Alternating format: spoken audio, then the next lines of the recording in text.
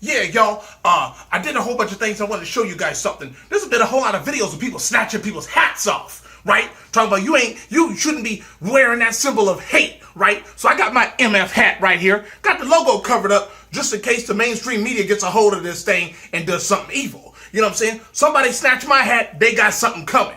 Or if somebody would attack you, wow, you do like this. Now, you don't know why that's important, but when you look right here, you're going to see I done put some little, this is the bait, and that's the hook. Hey, yeah, man. You go ahead and go get you some fish hooks and put that in your hat. Let somebody snatch up on that. The good thing about that is say, hey, if you go fishing, you got an extra hook. Bait hooks are the ones you want to get because they got that barb on it. You know what I'm saying? Catch a little bit of meat. Them fish hooks, they be coming in all colors. You can get them in red.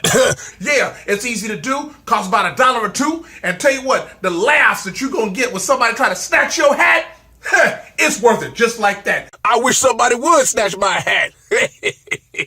Never PC, always me. I'm Jigga Jones, LANSD.